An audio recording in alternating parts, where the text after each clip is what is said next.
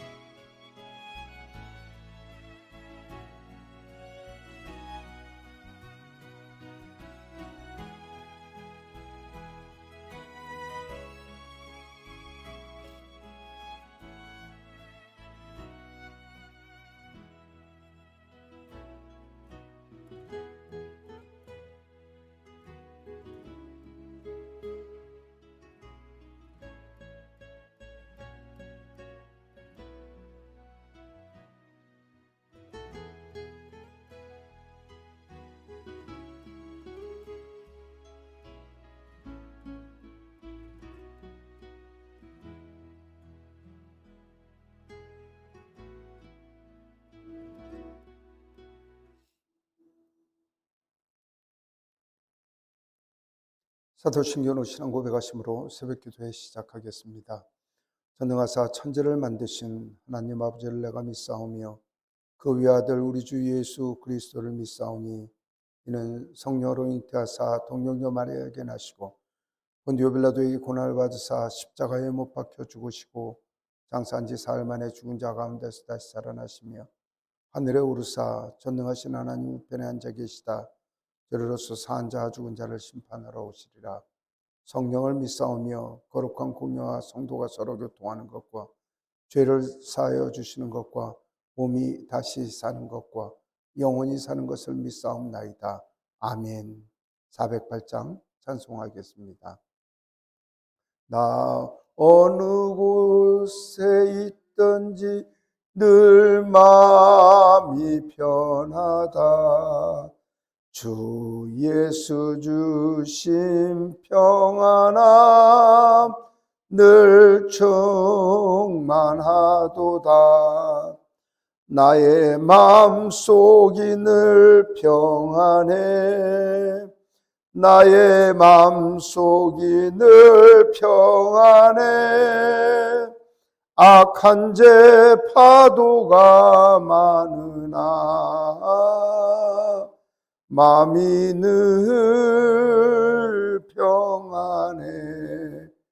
내 마음에 솟는 영생수 한없이 흐르니 목마름 다시 없으며 늘 평안하도다.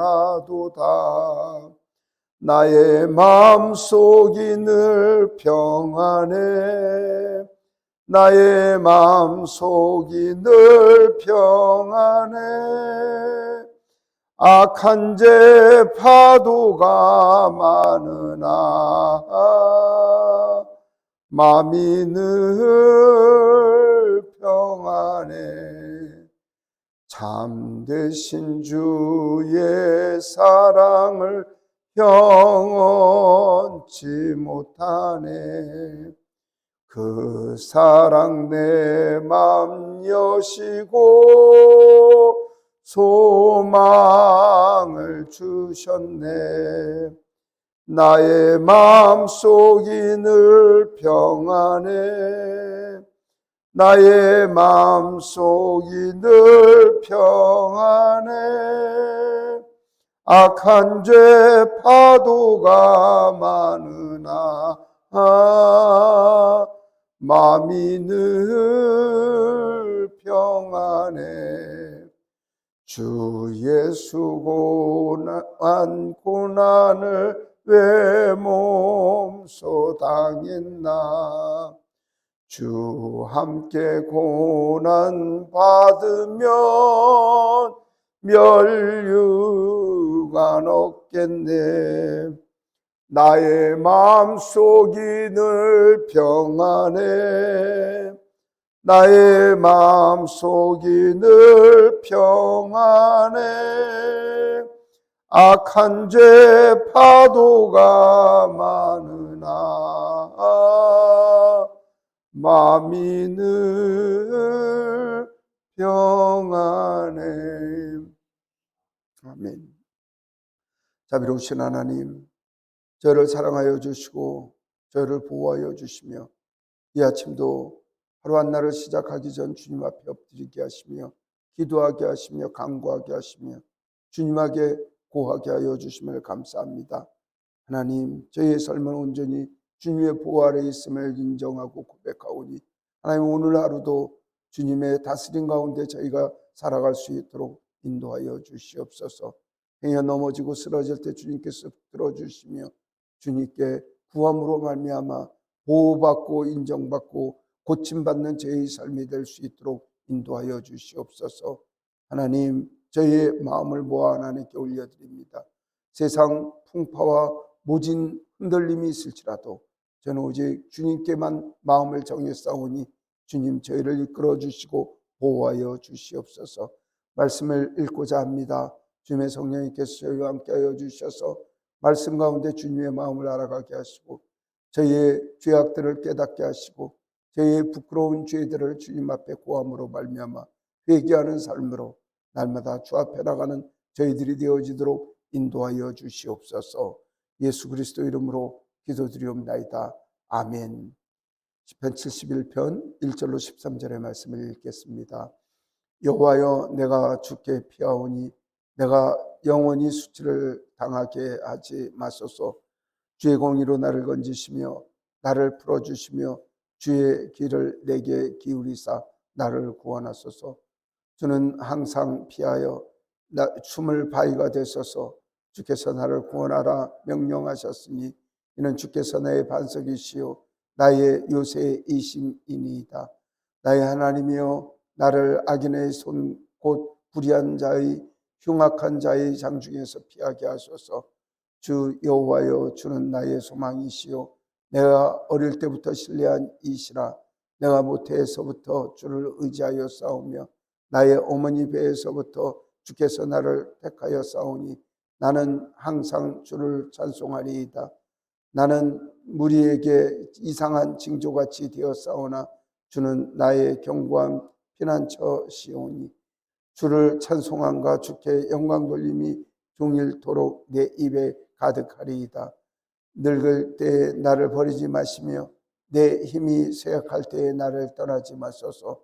내 원수들이 내게 대하여 말하며 내 영혼을 엿보는 자들이 서로 꾀하여 이르기를 하나님이 그를 버리셨은즉 따라잡으라 건질 자가 없다 하오니 하나님이여, 나를 멀리하지 마소서.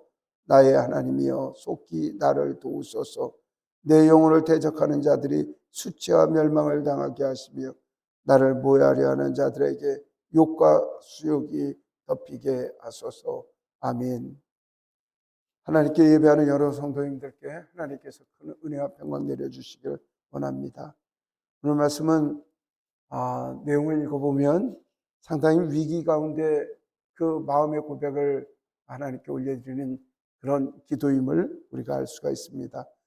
통상 이제 다윗의 시라고 이야기를 하는 시편 71편은 다윗의 노년에 기록이 된 시편으로 이야기를 하고 또 어떤 상황 가운데 그랬다는 것은 성경에 명시되어 있지는 않으나 통상 그 아들이 노년에 쿠데타를 일으켜서 다윗이 험한 삶을 살아가는데 하나님을 의지했던 내용이 오늘의 말씀이라고 그렇게 인정되는 말씀입니다. 다윗은 한평생 하나님 앞에 잘 살아왔습니다. 하나님을 배신하지 않고 하나님만을 의지하고 살았지만은 평생 살았지만 그 인생이 평생에 우리가 이야기를 하는 대로 그 순풍에 돛단 배처럼 그렇게 살지는 않았습니다. 여러 가지 모진 인생을 살아가며 죽을 수밖에 없는 상황 가운데서도 여러 번 노출이 되었던 사람입니다. 하나님께서는 순간마다 고비마다 그를 지켜주시고 인도하여 주시고 순간마다 고비마다 하나님을 의지하고 있다가는 아름다운 믿음의 모습을 보였던 분이십니다. 오늘 말씀 읽어보면 말씀이죠. 인생에 정말 노년의 고통을 당하는 그 안타까운 마음들이 그렇게 되어 있습니다. 왕 임금이 됐지만은 그 생명을 부지하기 위하여 도망을 다녀야 되고요. 마지막에는 자기의 죽음까지 위협하고 있는 순간에 하나님 도와달라고, 그 악인들의 손에서 구원해 달라고 간절하게 구하는 그 말씀이 이 말씀 가운데 있습니다. 사랑하는 성도 여러분, 저와 여러분들의 인생도 늘 우리는 불안 가운데 있습니다. 물론 아들이 쿠데타를 일으키고 전쟁 가운데 노출된 몸들은 아니지만, 나이 들어가면 병들어서 힘들면 어떻게 될까?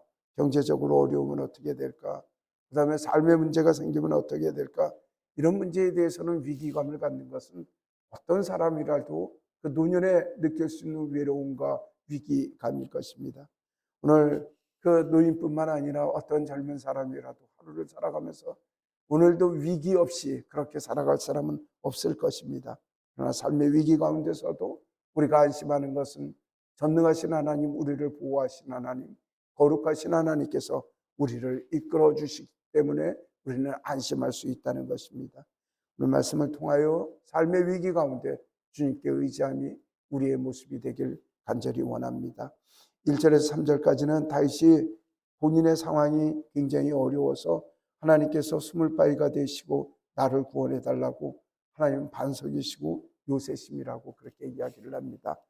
뭐 큰 돌이 없는 우리나라 입장에서는 그 바위고 요새라는 게 그게 큰 감이 없지만은 이스라엘 이 다윗이 살고 있었던 그런 동네에 가면 광야라고 하는 곳에 가면 말씀이죠.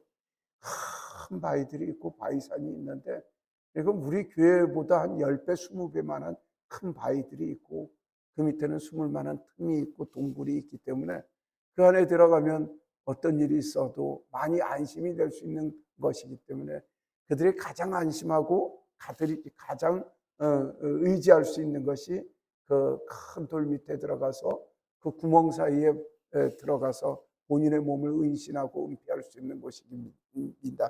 그래서 이들의 이제 표현은 하나님이 나의 바위가 되어 주십시오. 나를 구원하여 주십시오. 나의 큰 돌이 되어 주십시오. 나의 요새가 되어 주십시오라고 구할 때는 자신의 생명의 위기가 있을 때 하나님이 나의 그 피난처가 되어달라고 그렇게 구하고 있습니다. 지금 이 쿠데타를 일으켜서 아들 압살롬이 뭐 난리가 났습니다. 나라도 빼앗고요, 아버지를 내쫓고 그 신하들을 회유해서 다 자기 신하를 만들고, 심지어 신하들의 이야기를 들어서 아버지를 공격하고, 뿐만 아니라 아버지의 후궁들이 있는데 백주 대낮에 그 후궁들을 자신이 범하게 됩니다. 자신이 범하게 된다는 의미는 무엇이냐면 아버지의 권력이 나한테 있다는 거고 이제는 다시는 아버지하고 타협할 수 없다는 것이죠. 그러니까 신하들이 이거 아들이 권력을 잡았는데 아버지 편을 들 것인가 아들 편을 들 것인가. 그래서 지금 아들 편을 들었다가 나중에 아버지하고 아들하고 합의하게 되면 우리는 그러면 나중에 어떻게 되지? 이 확실한 충성을 보이지 못하니까 이 다윗의 이 책사가 됐던 사람이 그 아들 압살롬한테 얘기를 합니다. 다윗의 후궁들을 범하라고 이야기를 합니다. 다윗의 후궁들을 범하게 되면 다시는 건너갈 수 없는 강이 되기 때문에 그 다윗의 신하였다가 압살롬으로 돌아왔던 그 사람들이 충성을 다하여 목숨을 다할 것이라고 이야기를 합니다. 이제는 끝난 상황입니다. 아들과 아버지가 화해될 수 없는 상황까지 가서 이제는 큰일 난 다윗의 모습입니다. 다윗이 그렇게 이야기를 합니다. 주님의 의로 나를 구원해 달라고 이야기를 합니다. 자신의 한 생명을 구해 주시는 것뿐만 아니라 하나님의 의로운 판단을 구하고 있다는 것입니다. 사랑하는 성도 여러분, 하나님은 의로우신 분이시죠. 공의로우신 분이시죠. 그러나 우리는 늘 내 중심으로 생각을 합니다. 어떤 다른 사람들과 다툼이 생기거나 위기가 생기면 내가 행한 것에 대해서는 잘못에 대해서 생각하지 않습니다. 나는 무조건 잘했고 상대방이 무조건 잘못했습니다. 그리고 나는 무조건 의인이고 상대방은 악인이라고 생각을 하고 있습니다. 다윗은 그렇지 않습니다. 나조차도 하나님 앞에 죄를 지었다면 하나님의 의의 판단을 받겠다고 그렇게 나가고 있다는 것입니다. 사랑하는 성도 여러분, 저와 여러분들이 삶의 문제에 있어서 객관적일 필요가 있습니다. 내 문제, 내 삶의 문제에 대해서 하나님께서는 어떻게 생각을 하실까? 나의 언행에 대해서 하나님께서는 어떻게 생각하실까? 나의 판단에 대해서 하나님은 어떻게 생각하실까? 그 판단 가운데 우리의 삶의 생활을 노출시켜 놓고 하나님 앞에 회개하는 마음으로 살아가야 할 것입니다. 삶의 문제가 생길 때 가장 중요한 것은 내 입장을 고수하고 내 고집을 피우는 것이 아니라 하나님 원하시는 뜻이 무엇인가? 하나님 이 상황을 통해서 나에게 요구하시는 나의 행동은 무엇인가? 하나님 앞에 무릎 꿇고 하나님의 뜻을 구하여야 할 것입니다. 4절에서 6절에 보면 늘 하나님을 찬송하는 다윗의 모습을 보입니다. 그리고 하나님 나를 구원하여 주시는데 불의한 자와 흉악한 자와 그의 손에서 나를 구원해 달라고 이야기를 하십니다.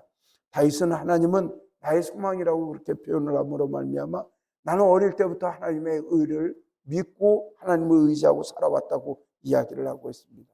뿐만 아니라 하나님 모태에서부터 주님을 의지하고 그 다음에 그 어머니에부터 하나님께서 나를 택하신 분이라고 하나님을 전적으로 신뢰를 하고 있다는 것입니다. 사실 하나님에 대한 믿음의 변함만 없으면요 세상 문제는 문제가 되지 않습니다. 근데 고난이 생기고 고통이 생기면 사람들 마음속에 늘 어떤 생각이 나냐면 하나님 안 계신 거 아닌가? 하나님 휴가 가신 건 아닌가? 아니면 하나님께서 나를 버리신 건 아닌가? 이 여기에 갈 때가 문제는 거죠. 하나님은 우리를 영원히 버리시지도 않으시고 외면하시지도 않으시고 잊지도 않으시는 하나님이심을 알 수가 있습니다.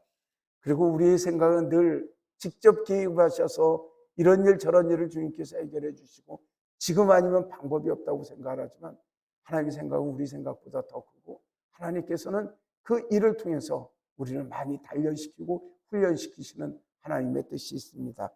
나중에 시간이 지나서 되돌아보면 나중에 시간이 돼서 되돌아보면 그 당시는 이해될 수 없었던 일들이지만 되돌아보면 아 하나님 그런 뜻이 있으셨군요. 하나님 그런 계획이 있으셨군요. 우리가 무릎을 치고 손바닥을 칠 수밖에 없는 하나님의 오묘하시고 신묘하신 뜻이 우리의 삶에 이끄심이 있음을 알게 된다는 것입니다. 세상 살아가는데 어려운 문제를 늘 겪고 있습니다. 여기저기서 많은 사람들은 기도해 달라고 이야기를 하고 참 억울합니다. 하나님께서 지금 강림하셔서 그 일을 좀 해결해 주시면 좋겠는데 하나님께서는 침묵하실 때가 많습니다. 그러나 나중에 지나가서 되돌아보면 하나님 침묵이 아니었고 하나님께서 그때 그 일을 살피시고 계셨고 하나님께서 섭리하고 계셨고 하나님이 이끌어 주셨음을 늘 알게 됩니다. 사랑하는 성도 여러분, 낙심하지 마십시오. 주님만 의지하십시오. 그리고 그 주님 앞에 엎드려서 나는 하나님을 찬양하고 하나님은 모태로부터 나를 지키시고 나의 형질이 부모의 몸에 있기 전부터 나의 일생을 계획하시고 이끄신 하나님이라는 그 사실을 날마다 시인하고 그분을 찬양하는 저와 여러분들이 되었으면 좋겠습니다. 7절 8절 보면 이런 말씀을 합니다. 그 사람들이 악인들이 무리에게 이상한 징조같이 내가 되었습니다. 이런 이야기를 합니다. 나는 무리에게 이상한 징조같이 되었습니다. 이런 이야기를 합니다. 이게 무슨 얘기냐면 말씀이죠. 분명히 저 사람이 내 뺨을 안 댔지만 내가 손을 잡고 저 사람을 다시 때리거나 아니면 법적으로 해결한다고 고소를 하거나 아니면 법적 절차를 밟겠다고 내용 증명을 띄거나 이게 세상 사람들의 뻔한 일입니다. 그래서 저 사람한테 하면 저런 일이 벌어지겠네 이렇게 생각을 하는데 이상한 징조라는 거예요. 뺨을 때렸는데도 가만히 때린 거죠. 그리고 주먹으로 쳤다 해도 가만히 있고 오히려 세상 사람들한테가 나가갖고 저 사람 내가 때렸으니까 때린 나를 욕할 줄 알았는데 그 사람이 돌아다니면서 그 사람을 칭찬하고 있다는 거예요. 자신을 때리는 거. 그때 하는 소리가 이거 이상한 징조다 이런 이야기를 하는데 이건 이상한 징조라고 하는 히브리 말은 경이롭다, 기적이다 이런 이야기의 뜻이거든요. 말도 안 되는 이야기라는 거죠. 사실 예수 믿는 사람들한테는 그런 일이 있어야 됩니다. 부당하게 대접을 받고 분명히 보면 분명히 저 사람이 잘못한 게 없는데 저런 창피를 당하고 욕을 당하나 말도 안 돼. 그런데도 그 사람이 가만히 있다는 것이죠. 아니 목사님이 잘못도 없는 사람한테 야단을 치고 저 사람 팽하고 삐질 만한데 아무 말 안 하고 교회 충성을 다하고 있다는 거죠. 거참 이상하다. 거참 이상하다. 예수 믿는 사람들은 바로 그런 거참 이상하다, 그런 징조를 듣는 사람들이 있어야 한다는 것입니다. 하루는 제 잘 아는 성결교 목사님이 전화가 왔어요. 제가 감리신학대학에 강의를 하고 다닐 때 그 1학년의 신입생 중에 한 학생이 들어갔는데 서울대 의대를 합격했는데 신학을 하겠다고 해서 본인이 추천해서 감리신학대학에서 감리신학을 들어가더니 참 말이 안 되는 거죠. 의사가 되면 돈을 얼마나 벌고, 지금 세상의 모든 사람들이 19년 동안 의사를 동결을 시켰더니 의사값이 하늘같이 올라간 시절이 됐는데, 어느 부모가 돈 많이 벌고 편안히 살기를 원하지 목회자가 돼서 어렵고 힘든 일을 가게 하겠어요? 근데 서울대 의대라고 하는 어마어마한 대학에 붙었는데, 아니 감리신학대학을 보내고 그 점수에 반토막만 있어도 들어갈 만한 대학을 보내고, 그래서 저한테 와서 자기 교단도 아니고 남의 교단에 보내면서 저한테 부탁을 했습니다. 이런 걸 뭐라고 얘기하면 이상한 징조다, 이렇게 얘기를 합니다. 예수님 믿는 거라는 이야기를 안 하면 해결될 수 없는 그런 일들입니다. 감리신학대학은 한 200명 신입생들을 뽑는데 그중에 한 10% 정도는 서울에 있는 모든 대학을 들어갈 수 있는 점수를 딸 수 있는 학생들입니다. 그 학생들이 정말 부귀영화를 다 얻고 좋은 대학만 나오면 나중 생계가 다 확보되는 그런 아이들이지만, 그런 세상에 살고 있지만 주를 위하여 이상한 징조의 삶을 살아가는 사람들이 있습니다. 사랑하는 성도 여러분, 그 세상은 그렇게 세상의 계산대로, 세상의 이속대로 살지 않습니다. 하나님의 사람들은 이상한 징조를 꾸며가며 이상한 징조 가운데 하나님의 도우심을 바라며 살아가는 사람들이 있습니다. 다윗의 삶이 이상한 징조라고 세상 사람들이 칭하는 것은 그가 하나님을 의지하고 하나님을 그렇게 신뢰하기 때문인 것입니다. 하나님의 사람들은 세상 사람들이 잘 이해할 수가 없습니다. 저러면 망할 것 같은데, 저렇게 하면 정말 인생이 끝장날 것 같은데, 그러나 그들은 새벽부터 주님을 찬양하고 주일 되면 일을 해야 될 건데, 그 사람들은 주일날 일하지 않습니다. 자기 중요한 일이 있다 하더라도 교회일이 있다고 하면 모든 것을 포기합니다. 그리고 저 사람 분명히 자존심 상해서 교회일이고 목이고 안 할 것 같은데, 주의 사람이기 때문에 주일을 포기할 수 없이 그렇게 나갈 수 있는 것입니다. 몸이 아파서 교회를 못하고 몸이 아파하고 성교를 못할 것 같지만 주님의 이름이 있기 때문에 이상한 징조를 바라며 죄를 가하여 충성을 다하는 사람, 그런 사람들이 분명히 있다는 것입니다. 다윗은 그러한 삶을 통해서 세상 사람들이 이상한 징조라고, 이상한 사람이라고 그 이야기를 들으면서 주님 앞에 충성을 하고 있다고 자신의 삶의 모습을 보이고 있습니다. 이런 모습들이 우리가 닮아가는 그러한 삶이 되기를 원합니다. 9절로 12절에 그런 이야기를 합니다. 하나님, 제가 늙을 때 나를 버리지 마시고 내가 힘없을 때 나를 떠나지 말아달라고 그렇게 이야기를 합니다.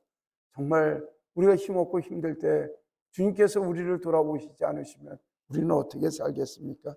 이야기는 하나님을 신뢰하지 못해서 드리는 말씀이 아니라, 하나님, 저는 주님만을 신뢰하오니 하나님 저를 붙들어 달라고, 저희 믿음을 지켜달라고 하는 다윗의 간곡한 간구입니다. 하나님께서는 이 다윗의 간구처럼 다윗을 붙들어 주시고 늘 강건하게 하시며 주의 백성으로, 하나님 앞에 복을 받는 주의 백성으로 삼아 주실 것입니다. 우리 13절의 말씀을 같이 한번 읽겠습니다. 내 영혼을 대적하는 자들이 수치와 멸망을 당하게 하시며 나를 모해하는 자들에게 욕과 소욕이 덮이게 하소서. 아멘. 하나님께서 늘 우리를 지켜주십니다. 여러분들 기억하시지만 모르드게라는 사람이 있지 않습니까? 모르드게를 죽이려고 말씀이죠. 하만이 그 장대에다 목을 달라고 장대를 준비했지만 결국 모르드게가 잡힌 게 아니라 하만의 목이 잘려서 거기에 달렸다는 걸 기억을 하셔야죠. 하나님의 사람들은 하나님께서 부끄럽게 하시지 않습니다. 끝까지 붙들어 주시죠. 그리고 다니엘 같은 경우는 다니엘이 하루에 3번 예루살렘을 향하여 기도를 하는 걸 보고 다니엘을 의미하려고 말씀이죠. 임금한테 이야기를 해서 다른 거 섬기는 사람들 사자굴에 집어넣자고 얘기를 했을 때 임금은 못 모르고 그걸 승인을 해서 법대로 그렇게 인정이 돼야 되지만 사실 그래서 다니엘이 예루살렘을 향하여 절을 하는 순간 체포를 해서 잡아가서 결국은 사자굴에 던지지 않았습니까? 그러나 밤새도록 하나님께서 주린 사자의 입을 붙들어 놓으셔서 다니엘을 그렇게 건드리지 못하게 해서 결국은 그 다니엘을 음해하던 사람들이 사자굴에 던져지고 다윗은 구출되는 놀라운 역사를 우리는 성경의 역사를 통해서 알 수 있었습니다. 우리야 수치와 모욕일 세상이 준비를 한다 그러더라도 하나님께서는 우리를 지켜주셔서 의와 진실 가운데 우리를 밝혀주시며 우리를 높여주시는 주의 손길이 우리에게 있게 될 것입니다. 사랑하는 성도 여러분, 연말입니다. 음력 연말이고 내일이면 이제 음력으로 지내는 새해 첫날입니다. 우리는 1년에 2번 우리의 삶을 점검해 볼 수 있는 연말을 청산할 수 있는 그런 날이 됩니다. 지난날에 마음에 속상한 거 그리고 또 청산되지 못했던 마음의 문제들이 오늘 음력 12월 섣달 금은날 오늘 털어버리고 내일 명절날부터 새로운 마음으로 또 하나님 앞에 충성하는 저와 여러분들이 되었으면 좋겠습니다. 기도하겠습니다. 자비로우신 하나님, 저희를 이끄시고 인도하여 주신 주의 자비를 알게 하여 주심을 감사합니다. 하나님, 세상 풍파와 모진 문제가 있을지라도 우리는 여호와 하나님만을 신뢰하게 하시며 하나님 앞에 충성하고 주님 앞에 진실하게 살아감으로 말미암아 세상 모든 사람들이 예수 그리스도를 믿는 사람들이 이상한 사람들이라고 이야기를 하는 세상이 이해하지 못하는 그런 삶을 살아가게 저희를 인도하여 주시옵소서. 온전히 여호와 하나님만이 우리의 반석이시고 산성이시고 요새이심을 날마다 고백하게 하시고 두려워 떨지 않게 하시며 주님 붙들고 살아가는 성도의 삶을 살아갈 수 있도록 우리 하나님 역사하여 주시옵소서. 하나님, 이제 저희가 하세는 음력의 이 달력으로 연말을 맞습니다. 하나님, 한 1년 산 것을 청산하게 하시고 새로운 마음으로 설날을 맞이하게 하시고 주님 앞에 경배하는 저희들의 삶이 되게 하여 주시옵소서. 하나님, 설날 외롭지들 아니하게 해들 주님께서 보호하여 주시고 기쁨과 즐거움으로 새날을 맞이할 수 있도록 저희를 인도하여 주시옵소서. 이 모든 말씀 우리 주 예수 그리스도 이름으로 기도드리옵나이다. 아멘. 하늘에 계신 우리 아버지여, 이름이 거룩히 여김을 받으시오며 나라가 임하시오며 뜻이 하늘에서 이루어진 것 같이 땅에서도 이루어지이다. 오늘 우리에게 일용할 양식을 주시옵고 우리가 우리에게 죄 지은 자를 사하여 준 것 같이 우리 죄를 사하여 주시옵고 우리를 시험에 들게 하지 마시옵고 다만 악에서 구하시옵소서. 나라와 권세와 영광이 아버지께 영원히 있사옵나이다. 아멘. 오늘 말씀을 지켜내기 위하여 기도해 주시길 바랍니다. 세상 모진 풍파가 있을지라도 오직 주님만을 신뢰하고 하나님께서 우리의 이름을 높이시고 우리를 인도하여 주신다는 사실을 기억하시고 주님 앞에 순종함으로 말미암아 세상의 이상한 징조가 되어 살아가는 저와 여러분들이 되었으면 좋겠습니다. 세계 선교를 위하여 선교사님 사역들을 위하여 기도 부탁드립니다. 하마을 성경학교와 동일선교에 위하여 기도해 주십시오. 오늘 금요 기도회에 있습니다. 이를 위하여 여러분들 기도하여 주십시오. 고맙습니다. 기도하겠습니다.